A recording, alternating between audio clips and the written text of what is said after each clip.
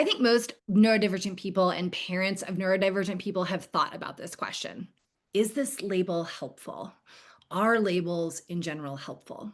It's a good question, and we get asked it a lot. Oh, yes, definitely. So let's talk about it. Are labels helpful? Can they be harmful? There is not a right answer here. Instead, we're going to talk about how we think about labels and some frameworks for deciding if and when you want to use labels for your kids and or yourself. Welcome to Parenting Neurodivergent Humans. I'm Dr. Morgan Beidelman. I'm a psychologist, former teacher, parent to two kids, one of whom is neurodivergent, and I am neurodivergent myself. And I'm Brianne Colpitz. I'm a school psychologist, parent to two neurodivergent kids, and I'm ADHD, which means I'm autistic and have ADHD. Okay, so first, what do we mean when we say labels in this context? We are often referring to a specific diagnosis like ADHD, bipolar, autism, dyslexia, any specific diagnosis or combination of diagnoses under the neurodivergent umbrella. We are also sometimes talking about the term neurodivergent itself. Some people may choose to share that they are neurodivergent without sharing a specific diagnosis. Yes, and just a quick reminder that being neurodivergent is not a specific diagnosis in the DSM. It's more a way of conceptualizing a whole group of lived experiences and diagnoses.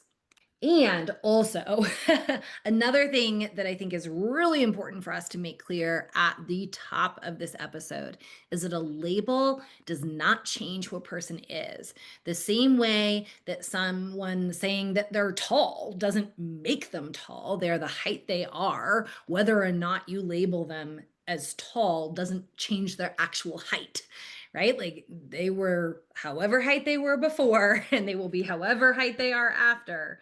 um, if we add a label of being tall or not. And our children's brains work the exact same way. Their brain works the way it works. And if there is some reason that a label helps them, you or whoever understand them, all right. And if not, then maybe not. And so we're going to kind of talk about some ways that it might be helpful and some ways that it might not, so that you can make a decision that is best for you and for your child. I would also consider making that decision with your child, depending upon how old they are. Yeah, so a label doesn't change the person or their brain. Super important point. So let's talk about some ways that labels can be helpful. I've got to admit, I've done a 180 on my thoughts about labels, and in part because of a lot of these things we're going to talk about right now. So, a lot of neurodivergent people will tell you that getting a label made them feel better. Often people describe not understanding why they are different or why specific things are so much harder or easier for them than they are for others. A label can feel really affirming that you're not alone, that it's not all in your head, that you're not making things up. So that's huge. That validation of like knowing and understanding yourself and your lived experience. Conversely, going into an appointment where you don't get the label you expect can also feel the opposite of that. So that's why self-identifying is valid in the autistic community. Anywho, understanding more about how your brain works or your kid's brain works can be really interesting and also useful. So another pro in the label column. Mhm. Similarly, having a word can make it easier to find resources that might be a good fit, right? If you receive a specific diagnosis, it then helps you search out additional information because you know what to search for, right? And maybe you don't identify with everything that you read, but it kind of gives more information, a little bit of a path forward. And neurodivergent brains work differently by definition. So they often need different strategies, different supports, like different types of time management tips for people with ADHD, for example, or different types of spelling tips for people with dyslexia. And so when you have that label, it can help you find and match you with things that can maybe potentially benefit you and help you.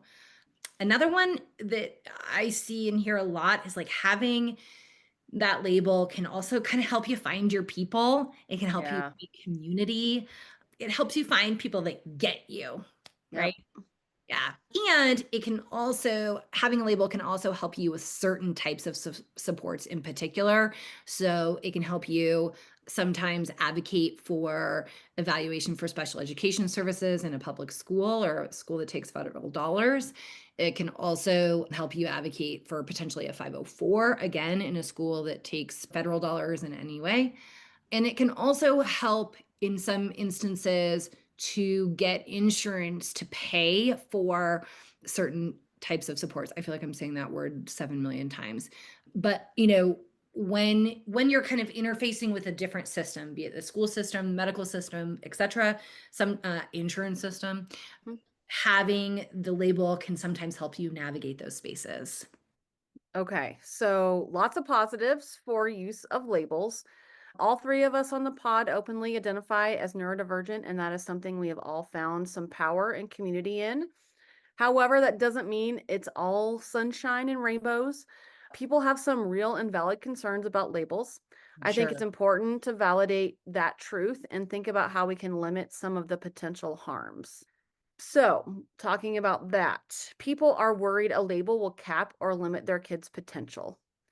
And I think that's particularly true for parents of like our generation, our age. Many of us went to schools where kids who were in special ed were largely separated from the general education kids Yeah, and they didn't, were like kids down at the end of the hall, like those yeah, kids over there. yeah, in a whole other like wing of the building or a whole like other building itself. Our peers didn't always have access to the same curriculum or opportunities that folks outside of special ed did. And thankfully, this has changed a lot. Inclusion is now the norm, and it's actually illegal for kids to be put in a classroom setting that is more restrictive than necessary. However, ableism is still 100% a thing. We can do a lot as parents to help our kids understand that being neurodivergent does not cap their potential. We can help them understand their strengths in areas that are more difficult. We can help them own and develop their strengths while helping them learn what effective accommodations look like for them.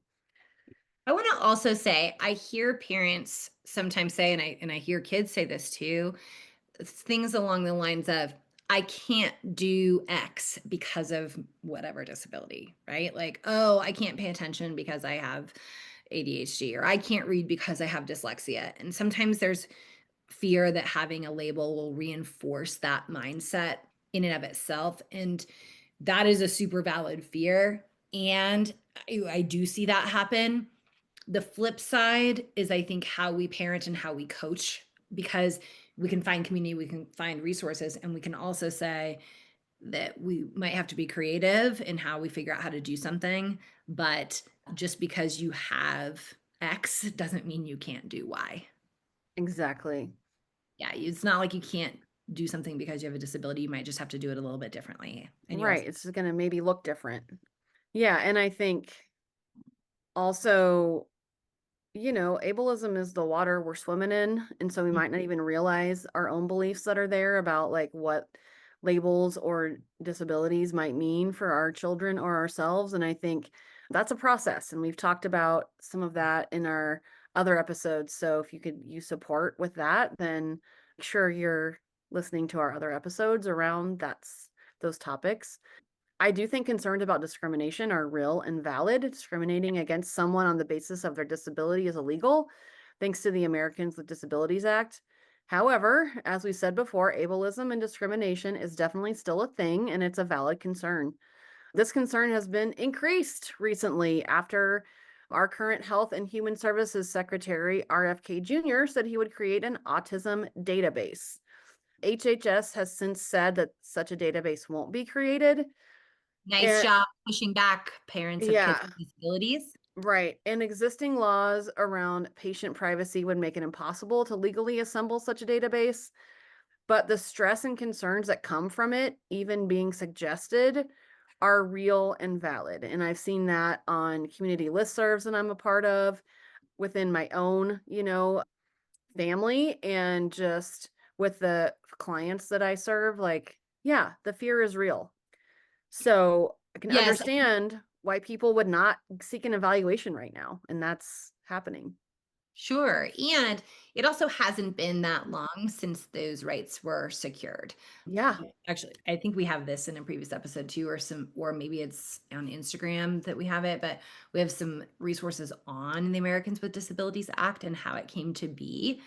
But I want to note that, because something is legal does not mean that it's upheld, right? Like that's something being legal is an abstraction, and it's up to us as parents and as individuals to bring it into existence by how we like live and work and build community and advocate. Yeah, for sure. I feel like we could both really go off right now, but I'm gonna just redirect us back to because I we're being on topic. We're being so great about being on topic. One, I think reality of diagnosis is that it can be difficult and expensive to obtain. So this is part of the reason for the increase in people who have self-diagnosed without seeking a formal diagnosis. I mean, it's all through insurance or private pay, and yeah, it's not cheap. Or hospitals, you can get free and low cost ones through some hospitals or universities where they are training new practitioners. Yeah, shout out to my little self plug here, but shout out to my course on evaluation that talks through multiple pathways and helps figure out what a path forward for you. So if that's something that you're wondering about, or you want to learn more about the potential process of evaluation and diagnosis, or choosing not to diagnose as a result of that, check out my course. One final note before we wrap up here. We got a question about a provisional diagnosis, and I was like, oh, we have not talked about that at all.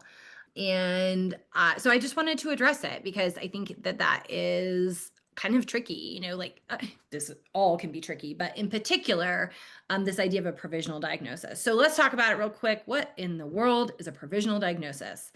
So basically, it is saying we think that this is potentially it, but we don't have enough evidence yet to be like really crystal clear and sure.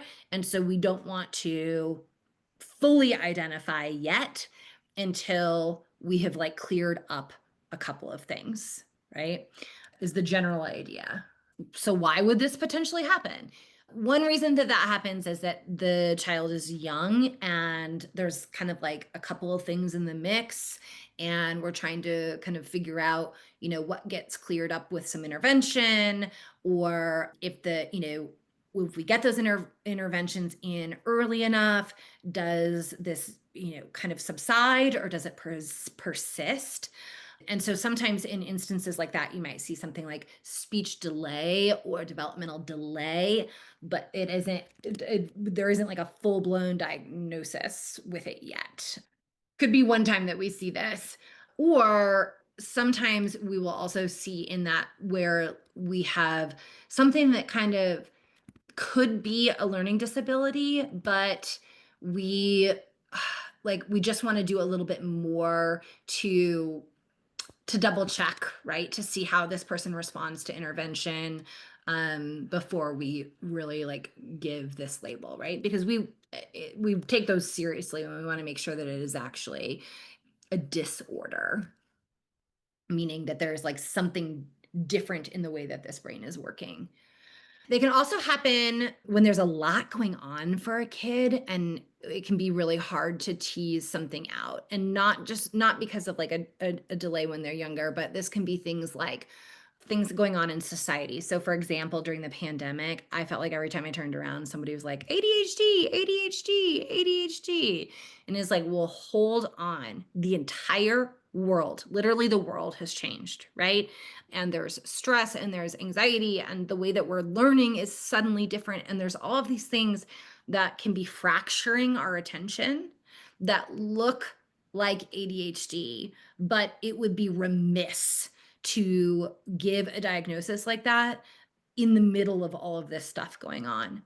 I will also say that during that time, of like beginning lockdown stuff when parents were educating their kids or like being the para for their kids, Mhm. you may have realized you have ADHD because the demands on your life increased tenfold, and then you suddenly your compensatory strategies did not work. So I will say yes to you to what you're saying, absolutely. And also that could have been a time when you actually like parents discovered that they had a neurodivergent brain during that time because of the mental load and how it increased like so much. Yes, absolutely. Because what happened is as adults, you figured out some people with neurodivergent profiles that were not diagnosed, they've like figured out how to do life for them. And so they've made all of these essentially accommodations, right, for themselves to make their Yep. lives work, to not feel like these things are super, super impactful, to feel less like disabled, right? Right. And so, and it worked until Right. the environmental demands shifted. Yep. And when the environmental demands shifted, then they had never had to have systems for these things because they'd never been responsible for them before. And so then it's like, woof, right? It's super, super hard. This is Yes. also why we see a bunch of women getting diagnosed in perimenopause, right? Because again, it's like everything's shifting. And the compensatory strategies or the accommodations or the things that we did to make our lives work for us suddenly don't work as well. And can't we can't rise to the new environmental need quickly enough the way other people can adapt. I will say though, just to come back to this, that's a little bit different than a provisional diagnosis because a provisional diagnosis is saying like, yeah, it smells like this, right? We But just it could don't know yet. Yeah. but we just don't know for sure, and we don't want to add it in just quite yet. Which I think is a responsible approach to take for providers to say, we're going to pause right here because we need a little bit more data or we need to see if, you know, Mention this strategy clears, yeah, right? exactly. Exactly. And if Sorry to it derail is, us with that caveat, but I just think probably a lot of our listeners may have realized their own neurodivergence during the pandemic, like, moi. So, yeah. any people. Yeah, I think for me, the reason the ADHD one was really important is that part of the diagnostic criteria for ADHD is that there's presence of symptoms before a certain age, right? And a lot of our kids were right in that age range when the whole world was changing on them. And many of my colleagues and I were talking as ones who do evaluation as part of their core work, and it felt remiss for us to say, oh, yeah, it's ADHD because the symptom is present before this certain age range when everything about everyone's worlds were changing. And so that's a good example of when we would likely do a provisional diagnosis and then say, wait a minute, wait a minute. When the tides turn and and everything settles again, are these things persisting? Right. Yeah. So that's a little bit of like why we might have a provisional diagnosis. And, again, so it could be that there's a lot going on for a kid. It could be, and so we just want to kind of like let the dust settle, so to speak, and maybe we come back to it in a year, or there's some other circumstance that might be influencing why it's presenting this way. So we are going to give intervention and then say, like, let's come back and see if this is still looking this way after some serious intervention. Like dyslexia, we know that the gold standard for intervention for dyslexia is Orton Gillingham. It has been for 60 years. And so if that kid has never had intervention, they've never had first instruction or, in a style that is aligned to strong phonics instruction, we might do that first and say, hey, smells like dyslexia, but let's get some actual intervention and see what happens. Right. So those are some reasons that we might have a provisional diagnosis. In those cases, by the way, if you are thinking about like, how do I talk to my kid? Do I share this information with my kid? What I would do is I would actually probably take a step back and maybe talk about the fact that all brains work a little bit differently and kind of discuss it in terms of just the brain in general. And it's like, it seems like your brain is really liking learning how to read this way, or your brain is really like looking for some other supports with attention and focus, or or whatever it is, or your brain is saying, I need a different sensory experience here. I might talk about it in terms of that rather than, going in with a specific label. But again, as per the core of this episode, to label to not to label is up to you. Yeah, absolutely. And we have a whole episode on how to talk to your kid about their neurodivergence. Should you decide to get a label and or go through that process and you do land on a label that could support you. So check that out. Of course, each child is different and you're the expert on your kiddo, but this language can maybe help your child be included in the process and learn about themselves along the way, but avoid them getting fixated on a particular label that could change. So, yeah, zooming out a little bit on the general piece and not getting super specific could be the way to go on this. The term neurodivergent can also just be helpful here, depending on the exact situation, and may be accurate for you to tell your child that they are neurodivergent, and we're still learning more about the particular way your brain is neurodivergent or that your brain is wired. So, yeah, just an invitation to use that word if it makes sense in this situation. Thank you for listening. We will be back next week. Make sure to subscribe so you don't miss it. If we're a good fit for you, follow us on Instagram. Dr. Morgan is at Dr. Morgan Beidelman, and Brienne is at It's Brienne Colpitts. You can also find the podcast on YouTube, and we have a Patreon now. We'd love for you to join us over there if you are able, and we're at Parenting Neurodivergent Humans. As always, if you have a question or topic you want us to cover, send us a note. You can message us on Instagram or use the Google form in the show notes.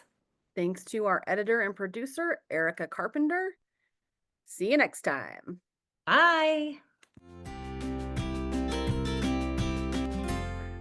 Let's do it. I'm about to crash out. You're about to crash out. Let's Yeah. Okay. Okay, let's do it. go. Okay. Oh, right. I start. Okay. Just a quick disclosure. This podcast is for educational purposes only. It does not constitute a psychologist-client relationship and should not be used in place of an expert evaluation or therapy. To leave in 20 minutes and I need to make a salad, eat lunch, take a shower. So I Oh, got okay. Bye.